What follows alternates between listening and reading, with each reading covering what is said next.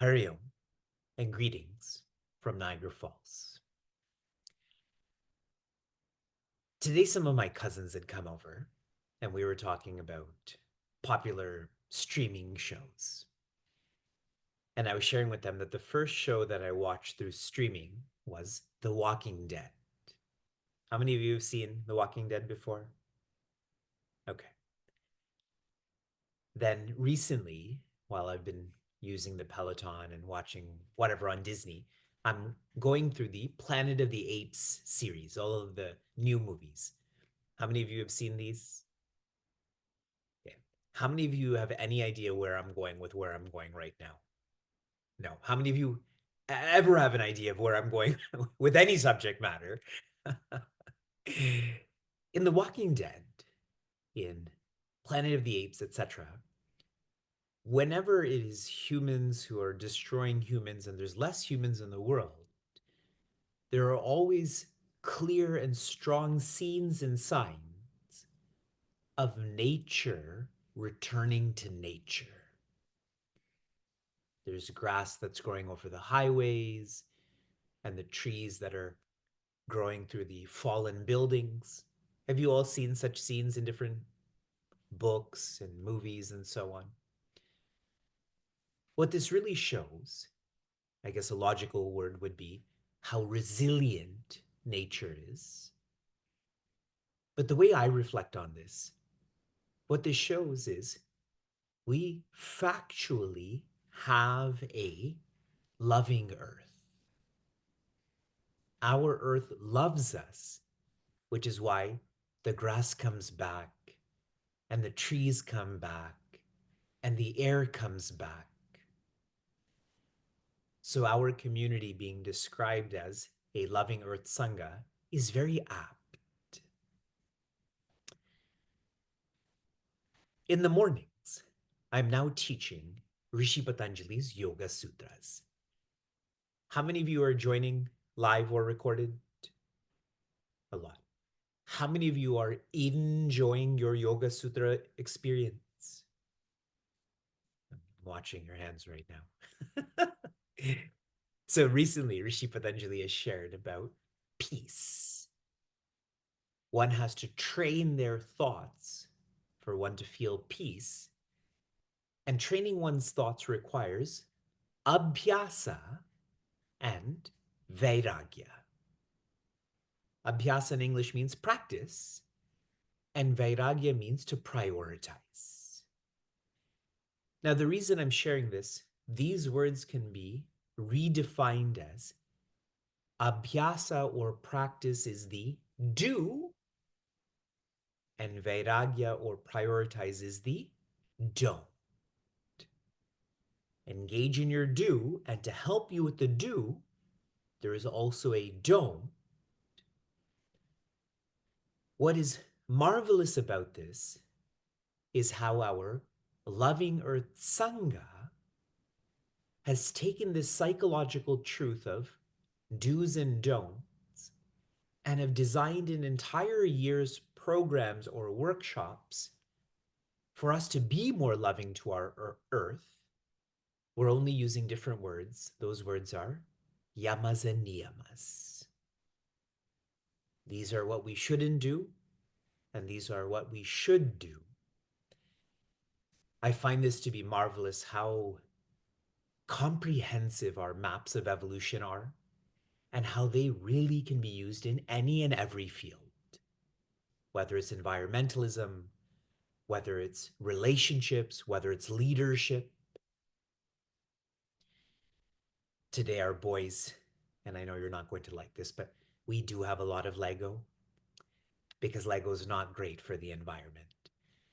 We do have a lot of Lego, and so our boys were cleaning up their Lego, and the comparison that came to me as they were cleaning up was each of our boys has a base plate, you know, those big square plates. And on those base plates, you can build so much stuff then.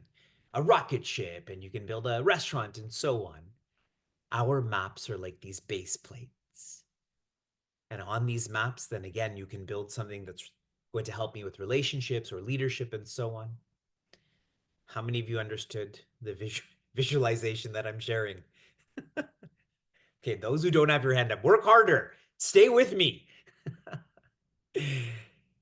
The yamas or don'ts that we've explored this year are non-harming, non-possessing, and non-indulging. Most recently with non-indulging, the reflection that was shared is that there is a difference between convenience and comfort. Convenience, this is in my life because I have a greater ends to reach. But with comfort, it's in my life, the means is the ends. I don't have that which is greater, which I'm pursuing. When we have comforts in our lives, that is indulgence. And we're trying to bring conveniences but not comforts into our lives because comforts harm us and naturally our environment. We're continuing into our fourth yama, 4 out of 5. Our fourth don't is Asteya. Asteya. Today I was asking my aunt because she was saying, what are you going to be teaching tonight? So I told her I have no idea. Just like I don't know, the students don't know. It's a big community of don't know. But then I shared, I'm going to be sharing about Asteya. And I'd asked her, what does Asteya mean? Now, most of you would have seen the awesome poster relating to today's workshop. But growing up, what did Asteya mean to you? What was your instinctive understanding of Asteya? It is not stealing. Okay, so now tell me, in 2025, how many of you stole something from the retail store you went to? I don't know. I'm just showing you. This is what it means to put your hand up. And nobody steals anything. Well, maybe nobody steals anything. It's too low of a bar. Asteya. I don't have to tell my 5 and 7-year-old not to steal. And this is why we're trying to raise the bar in terms of morality, in terms of expectation of ourselves. Asteya is non-arrogating. Non-arrogating. Very briefly, sharing some theory and application to non-arrogating before our expert will share more. At the end of the Mahabharata, when Prince Arjuna had won the war, he was waiting for Sri Krishna to put his hands out like this so that Prince Arjuna can step on his hands and then step off the chariot. It is a form of tradition. But Sri Krishna didn't do that. And Prince Arjuna felt dejected. He felt insulted. Sri Krishna said, just come off the chariot. And so Prince Arjuna came off. Then Sri Krishna came off the chariot. And what happened to the chariot? It burnt to ash. As soon as Sri Krishna came off that chariot, that whole chariot burnt to ash. And the message to Prince Arjuna was, you thought you were the doer, but I'm the doer. I am the one who is protecting you and facilitating this war. That's more theoretical now, more application for everyone. Last year, when I and some of you were on the Yatra to Mount Kailasha, and when we had completed the Yatra and we were all traveling back to Nepal and our own countries, lots of people asked me, what did you learn on this Yatra?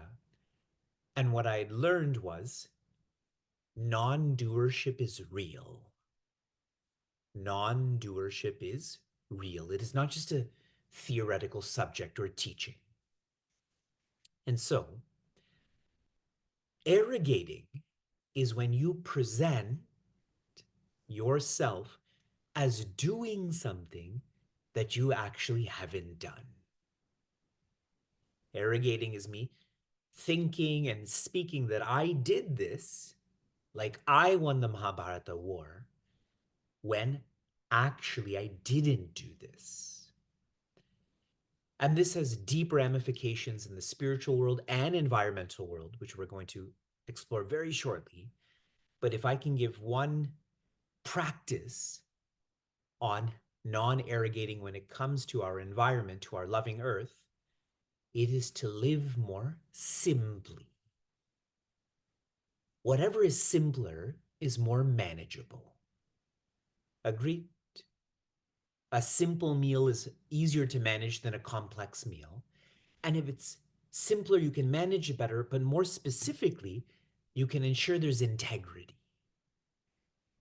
That when I buy a simple, I don't know, toy, and I don't have a lot of toys, but as I buy these, it's clear to me that this is good for the environment and this is not good for the environment.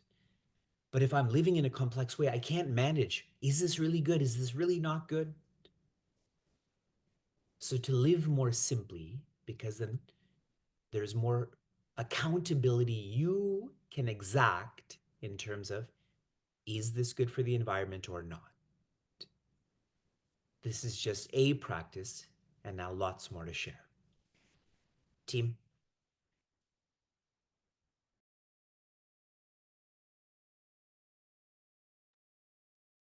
Hariom, everyone. My name is Hemali, and I'm going to be speaking today about the topic of greenwashing, as Vivekji was alluding to earlier. Uh, just a little bit about me. I'm a corporate sustainability professional. I work at Deloitte on our internal sustainability team. And I've been doing this for some time now. And we actually had created a module similar to what I'm showing you today for our people around greenwashing. And the goal is to really just help you understand what are the specific claims to look out for when companies make make claims about their environmental practices, and what are things that you should look for as you know as you move forward and as you evaluate whether you purchase a product or not. And so again, one of the things I want to talk to you today about is just thinking about, being very critical as you see these claims being put out there.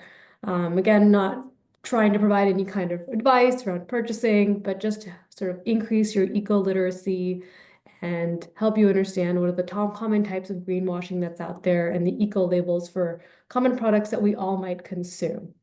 And I have a little quote from one of the journalists from New York Times around misleading greenwashing is, what is greenwashing? It's sort of misleading claims about a company, about its environmental credentials. And they're really designed to hoodwink consumers, right? It's designed to help you make a purchase decision at that moment when you don't have, in that span, like that quick moment when you don't have a lot of time to think about it. You see a label, it's, oh, that looks like that's sustainable or that's good for the environment. Let me go ahead and buy it. But it's not always the case. So we're going to do a little bit of exercise to walk through what are things that we should look for. And I want this to be very much a interactive experience. So if you'd like to, you're welcome to speak up, but also I think we can use the chat as part of this, and then we'll have a short breakout dynamics session, and then we'll have a Q&A as well. So with that, I'm going to get us started. And Loving Earth team, if there's anything else you want to, feel free to drop in and say anything else you'd like. All right. So just a quick, we'll just, it would be great to hear from the folks who are here. Quick name, just maybe if you could put in your chat, your name, where you live, maybe an eco label that comes to mind right away. Again, we don't want to spend a ton of time on this, but let's just take 30 seconds to quickly share these things. What are some, what is that eco label that comes to mind?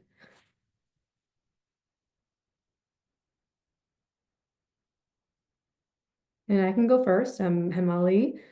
I live in Boston, and eco label that comes to mind for me is the forest, um, the forest certifications. Oh, great. So we're here from Yashna saying fair trade. Saurabh says fair trade. Fair trade is clearly very common. Zui is saying climate friendly pledge. That's great. Rupa also fair trade, Energy Star. That's great. Organic. Great. Carbon neutral. Okay, we're going to talk about that one a little bit. Local. Excellent. Yep. And no idea about eco labels. That's okay. Oh, eco text. Yep. Great. So lots of good responses coming in. Organic, recycling, dye-free, Rainforest Alliance. Okay, we're going to talk about that one today as well. All right. So again, just quickly, greenwashing is really when a business misleads a customer, investor, or stakeholder that their environmental or social practices are true and sound and provable.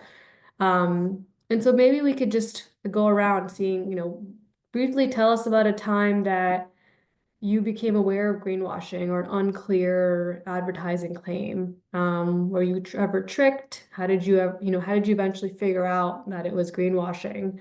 Um, so I'd love to, just for those first couple of questions, would love to hear from folks.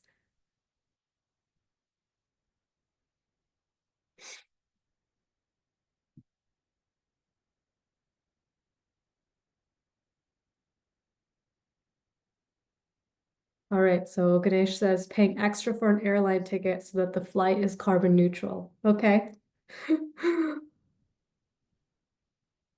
Compostable plastic bags. Okay.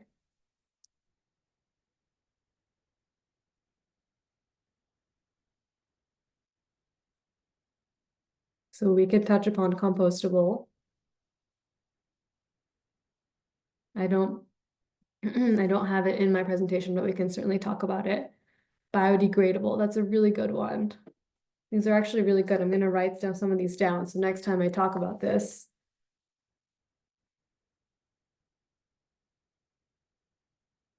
All right, carbon neutral, yep.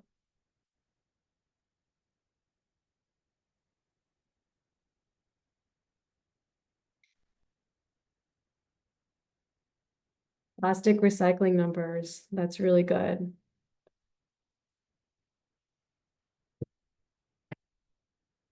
All right, great. So lots of good answers that have come in. And Kamini says, I did not think about greenwashing. I take everything at face value. Well, Kamini, I think that's great. Hopefully we'll convince you in this talk, in this next 20 minutes or so that there are a lot of misleading claims out there, and hopefully you'll have a better understanding of how you figure those out. All right, great. So I want to just quickly talk about the different types of greenwashing that's out there. So there's three kind of general types of greenwashing, and I'll just quickly jump through them. One is this unintentional, right? It's well-meaning and it's presented in a certain way, but either the goal is not possible or it really wasn't followed through by the company. So that's unintentional, and unintentional does happen quite a bit. Indirect. So basically a company uses a third party to offset for their emissions. They pay for carbon sequestration, carbon credits, tree planting, and um, and they don't really change their practices internally. I think that's really key. And that's often when they claim carbon neutral, they're indirectly, basically what they're doing is they're paying for these carbon sequestration, or carbon credits, but they're not actually changing their behavior. They're not actually trying to reduce their emissions. And as a result, we don't really know if the carbon credits themselves are actually also reducing emissions. So there's a whole nother area we can go into there. That's another topic of discussion. But that's actually really problematic because they're not actually changing anything about their own behavior. And then the third is really no follow through. So an image of leadership, they're really projecting outwardly to the public, but they haven't really implemented these changes, and there's no way to really find out. So again, these are three different general types.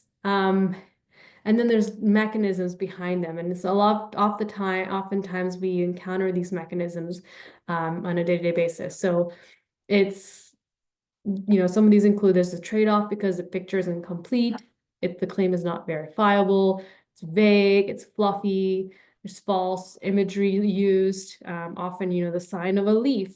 Often the proof is missing, the claim is either irrelevant, and less harmful choices, ingredient, they might claim to be less harmful, but it still is.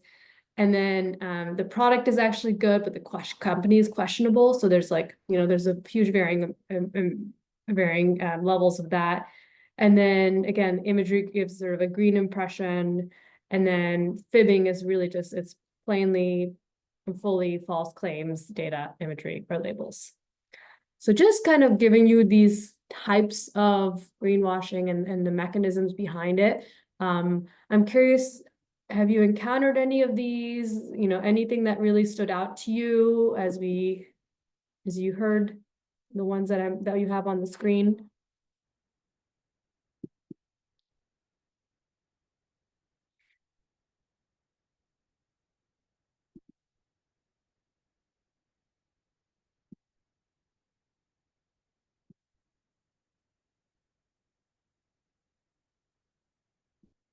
I'm seeing some nodding heads. It's hard to know, right? Sometimes it's hard to know. All right, so then Sudarshan saying the vague and avoiding giving proof. Yep. Clothing going overseas, the impression they're being used locally. Yep. Most of us think it's impossible to verify in a quick manner. Yep. Discernment is an issue and you don't have a lot of information. So oftentimes it is a lot about information. And then again, no follow through. It's hard to know. Exactly. It is really hard to know. So these are all valid, and we certainly even a quick talk on this is not going to necessarily make you completely be aware of all the possible options. I work in this space and I get misled all the time. So I will just say that it's, unless you have a ton of time to do research and you become an expert on these topics, it is quite hard to validate some of these claims, but maybe we can give you some, for most common products, we can give you some, a general idea of what you can look out for. Amazon packages are now super green. Great. Yeah. All right. Wonderful.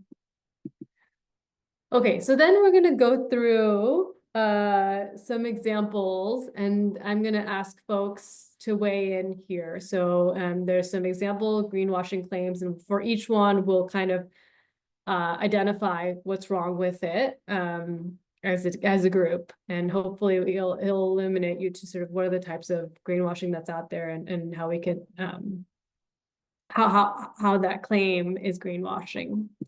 So the first is, imagine that you're at a store and you're examining this plastic water bottle. One of the bottles looks that you look at has a plastic label, this pristine ecosystem with forests and glaciers. The bottle also says it's made with recycled plastic. So now tell me, what do you think is wrong with this bottle and like with this claim and with the imagery that's on there?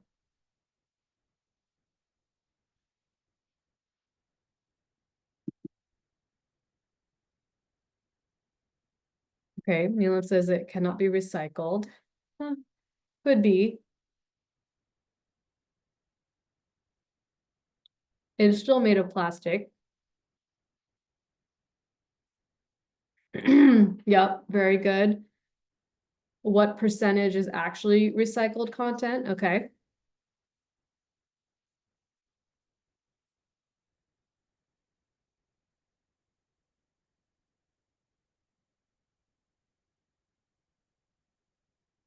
Anything else?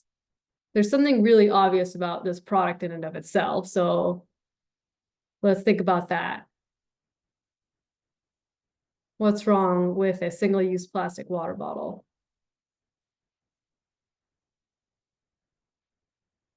It's made of plastic, yes. And the fact that it's single use, it's made of microplastics. Yep.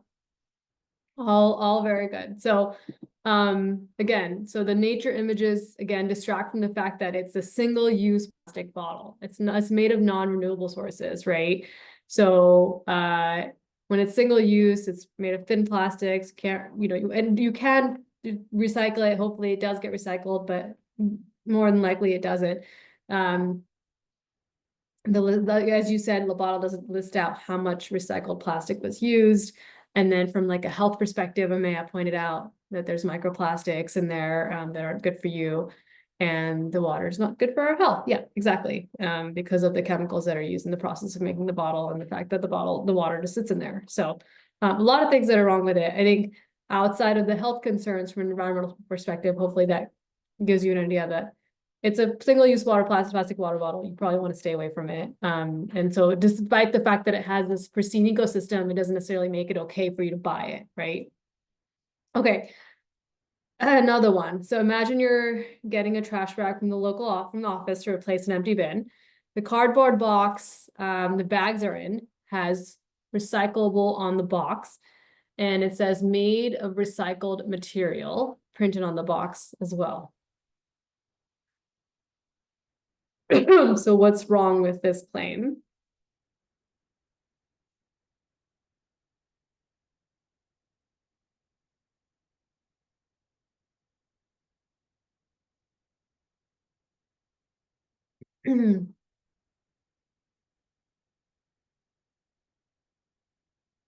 Yep, exactly, Rachna. Box is recyclable, but the bags are not. Yep, same. Meg said the same thing. That's absolutely true. So again, the label's not clear about what's recyclable. Is it the bag or the box or both? And then it says, made of recycled material. Again, it's not clear what was made of that recycled material. Is it the bag or the box? So just things to look out for as you I know as you are reading these claims, right? Think about those things. All right, so then another one. Imagine you're at a store that's specializing in outdoor gear and clothing. There's a tag that says it's made of polyester fleece, made with 50% more recycled fibers, and workers receive a fair wage.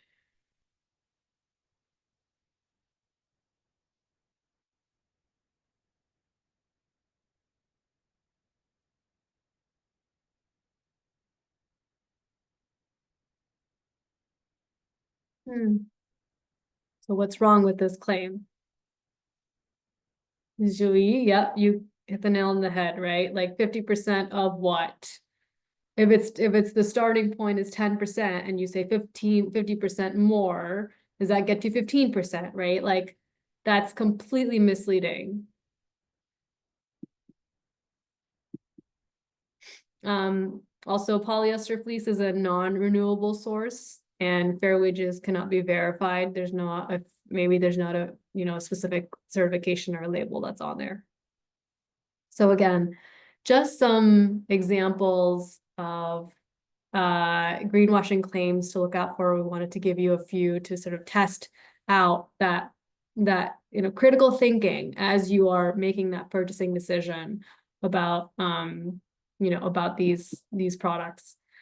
So then I'm going to go on to this, what you should look for when you're buying 3 different types of products. One is, and I picked these because they tend to be products that impact biodiversity the most. And so the 3 main areas that I'm going to talk about are coffee, textile fabrics, and wood or paper-based products. Again, particularly because those products end up impacting biodiversity across the planet and tend to pull resources and lead to deforestation as a result of the products that are that we purchase. So these actually matter in that regard, right? And you should look out for these when you're purchasing things like coffee, paper, textile fabrics, and things like that. So Again, not all coffee is the same. When you are buying coffee, what you should look for is shade grown, bird friendly, and organic designations. That indicates that the coffee itself is beneficial to that local ecology, the biodiversity in the area. You can also look for sort of how farmers and workers are supported in each program. But again, most of that you'd have to delve into the website for that company and read into it. But there are a few sort of eco labels that you can look out for that, in that split decision, you don't have a lot of time to do research. The Rainforest Alliance is a good one. So if you see a Rainforest Alliance label, bird friendly is another one. And then for sort of the farmers and the workers support is the fair trade, which is a legitimate eco label. And again, fair trade is a word that's used a lot. So make sure you look for the label as well, because that company has to go through sort of a rigorous process assessment to actually verify that they are following through on those fair trade practices. And if they don't have any of these labels, it doesn't necessarily mean that they haven't practiced these. It's just that they haven't necessarily gotten the labels. But then look for things like shade grown or bird friendly, right? Those are actually important. And if you really want to, you can inquire sort of what specifically, why the company has not made these, gotten these certifications this far. So then switching over to textiles, fabrics, and latex, right? Latex forms rubber. There are products to look out for when you're, so these labels to look out for when you're purchasing these types of things. This is a lot more, I think, combination of health and environment, but things like the GOTS standard, the Global Organics Textile Standard, that's actually a pretty robust assessment of like the chemical process that fabrics go through, and from the use of the raw material all the way to the end product. So that GOT certification is a very rigorous process. If you and I often use that GOTS certification when I'm looking at purchasing large upholstery as well, for kids in like baby rooms and nurseries.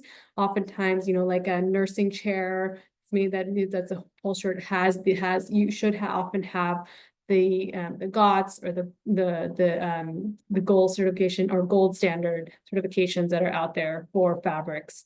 Again, these are oftentimes they're a combination of both health and environmental, but there's GOTS, there's GOLDS, which is more for latex. It's similar to the GOTS one for textiles. And then there's this PETA approved vegan, again, mostly from from non-harm to animals. And then you can also look at worker standards and things like that. A lot of these are already incorporated into these certifications. And then lastly, wood and paper. This is actually really important, right? As our we get sourced most of our wood and paper from these lush forests that are often being torn down. And that includes not just the paper that you're buying, but wood products when you're buying furniture, when you're purchasing uh, toilet paper is actually a really good one. I don't have it in here, but I can follow up. The NRDC releases their annual issue with tissue report, and they literally will rank every single toilet paper from A to F. And you might sort of see that some of the most common toilet paper brands like Charmin, right? The ones that you find at a Costco that are really soft and plushy are actually really, really bad for the environment because they use raw fibers from raw materials that cut down wood forests in the orders of thousands and thousands of acres. So when you are looking at these, there's a few that you can look for. The FSC, the forest certification label is really about well-managed forests. It's really important. There's another one around Sustainable Forestry Initiative. And then specifically, I don't have it in here, but there are there are also the for toilet paper, often look for the renewable sources like bamboo is actually a really great renewable source. And using recycled fibers is also really great for toilet paper as well. So uh, those are just some specific examples around eco labels. So I just want to pause there. I know I had some questions for each of them, but uh, anything that stood out to you, something that you learned new here that you'd like to add? Neelam talks about who gives a crap and Everspring toilet paper. Yep. Often, I believe those are made of bamboo.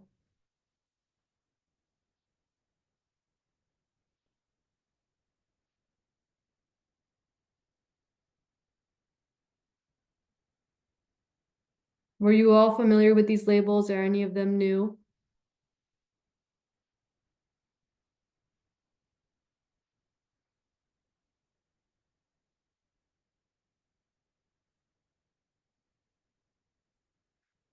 Zooey, thank you so much for dropping that in.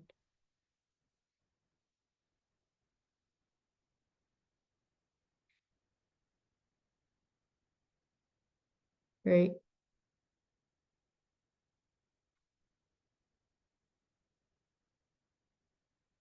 Awesome. Goals was new to you. That's great.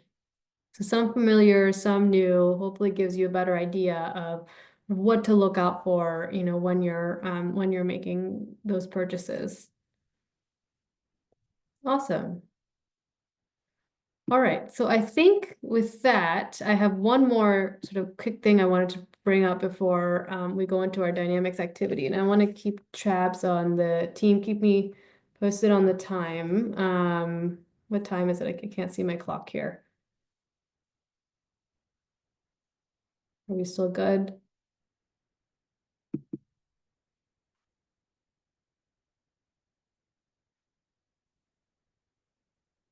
Okay, I'm gonna assume we're okay unless someone tells me.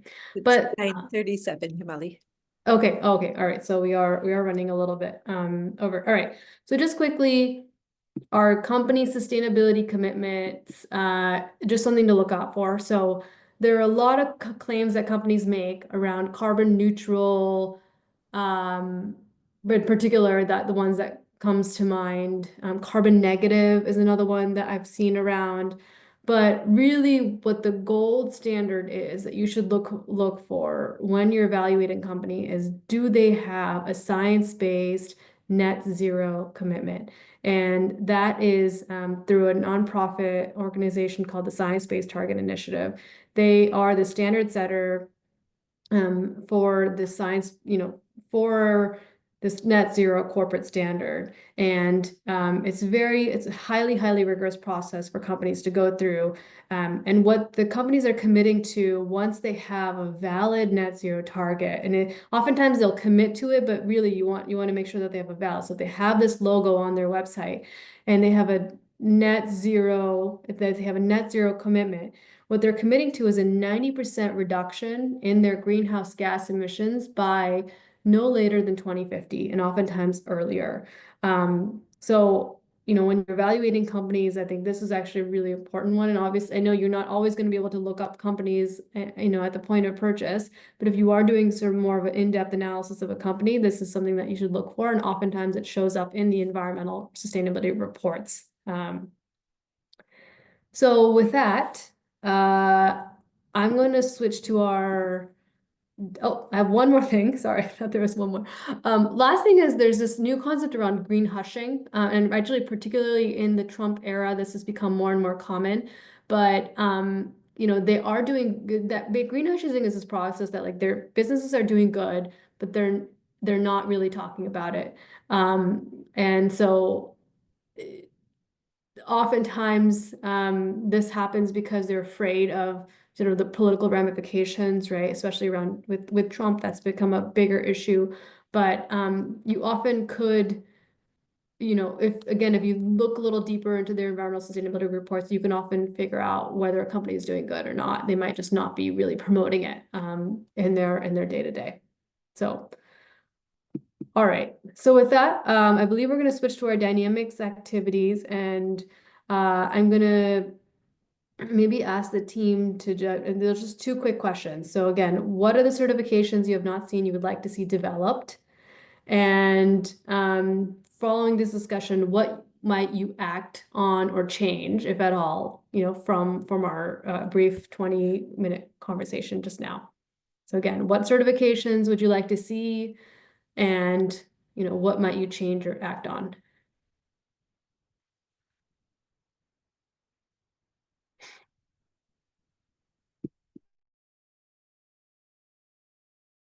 Hariom, everyone, welcome back. Hopefully you had a fruitful discussion. I'd love to hear from folks, maybe what you discussed, and I'll quickly start on our end.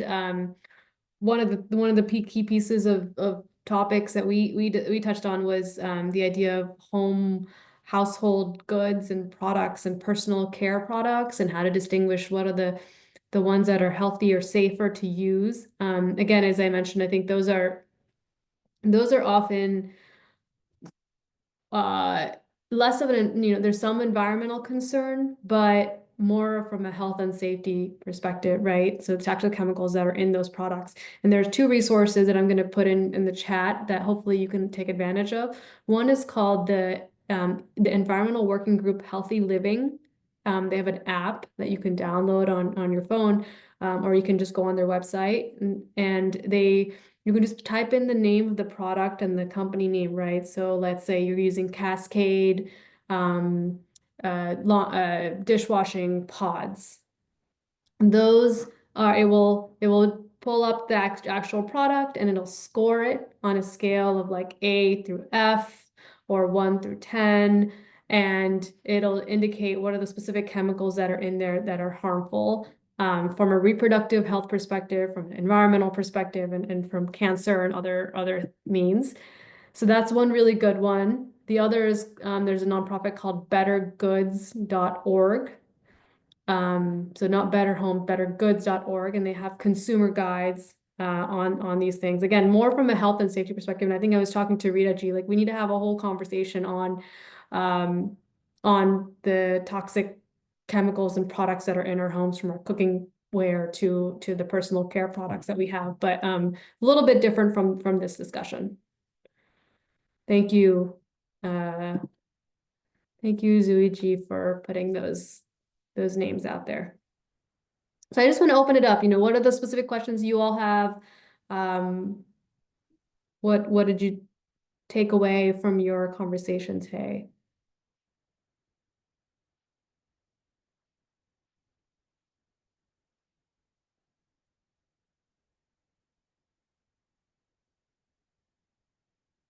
Yes.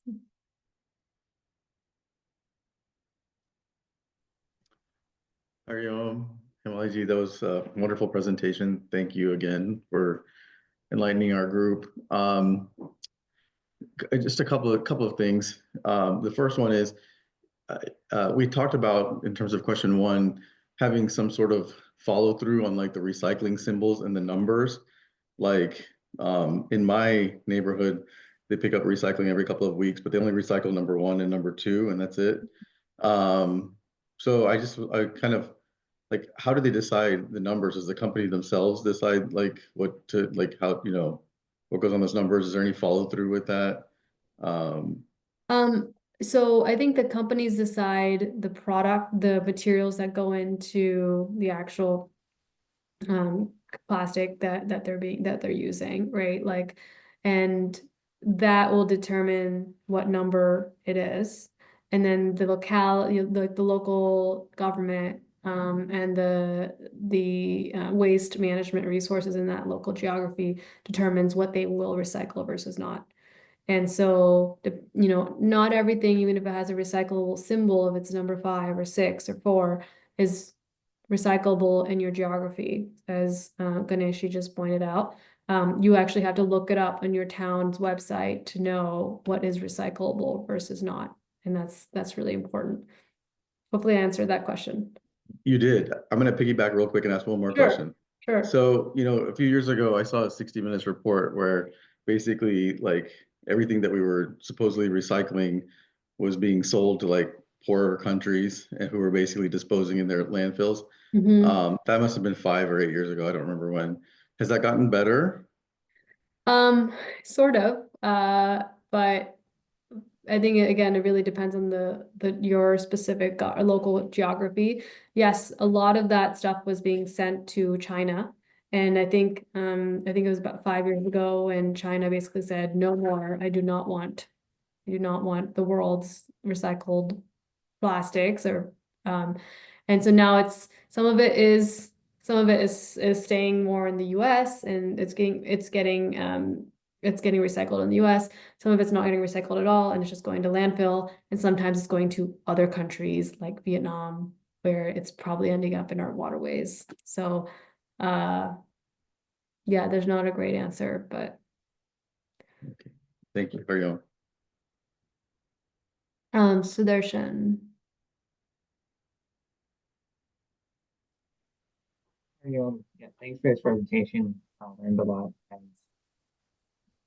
just had a question about, I had two questions. First was, if something says this is made from recycled material, I would think that if it's made from something recyclable, then it can be recycled again. So why are we saying that something that was recycled is single use? Because I thought it means it must have already been like recycled before. And my second question was, someone said that carbon neutral flights were like were greenwashing. So I was wondering about that as well.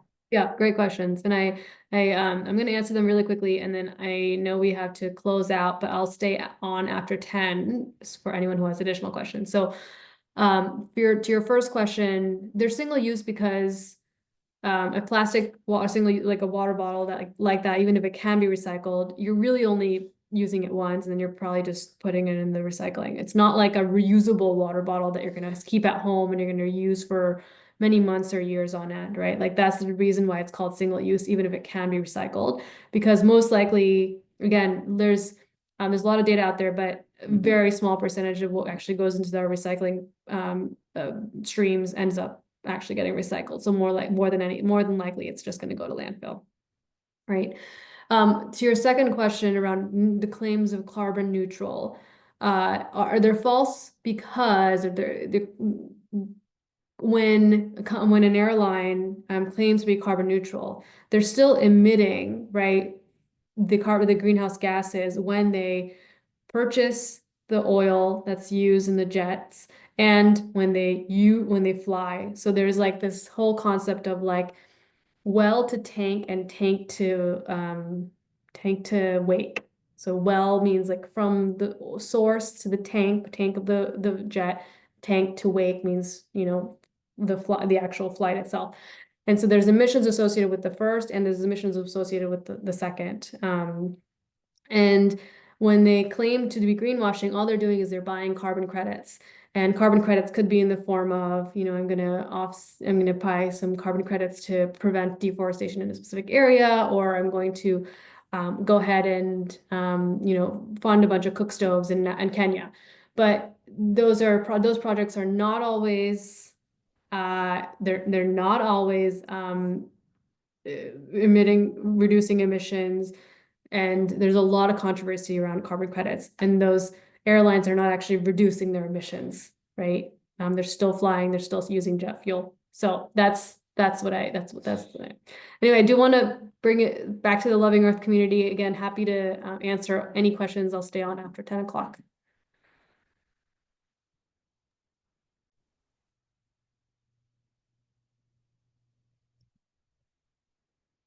I'm breathing in and breathing out. Thank you, Himali. It's just, I feel like we have created a world that's a world. So one opportunity for us to sort of eat the elephant. Oh, we are vegan, vegetarian community. So me saying that eat the elephant bite by bite doesn't work. But you know the intention. So if you're able to write in a goal for this month in the tracker, If your name is already there, just write in April. Think about greenwashing. Think about what is one thing you could do this month related to non-arrogating or non-stealing and greenwashing. I'm thinking of starting to use that app more and plan my cleaning products purchases. So I have looked at it in advance instead of just like, oh, no dishwasher cleaning agent. So I just go to the store or order. Instead of that, I'm going to look them up beforehand. That's my goal. So hopefully take a moment to write it down to inspire each other. And if you find time, go back to your previous months and mark your progress there. I think Aditya and Yaishna put a nice drop down there for us to mention our progress. And if we haven't before, just add your name somewhere and create a goal for this time. Thank you, Himali. That was really insightful. I'm overwhelmed. I'm new to greenwashing, but that was really nice.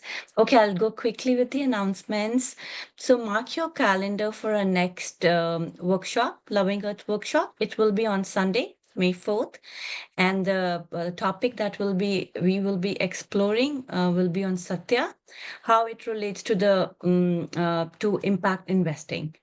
And the next is follow our Loving Earth community Insta page. The entire month of April, we will be celebrating Earth Day. Every day, we will be sharing practices and actions that align with the values we have already learned so far. So do follow our page. The link is already shared in the chat. And lastly, our Loving Earth retreat will be happening in Boston the weekend of November 7th and 9th. So the registrations will open on the 22nd of April. That's the Earth Day. So please be on a lookout for that. And all the information will be shared in our newsletter. And I think we can close, Zoe, with Three Shanti. And then whoever wants to stay back can stay back. And we can ask questions with Himali. So we'll do Three Shanti. Shanti, Shanti, Shanti.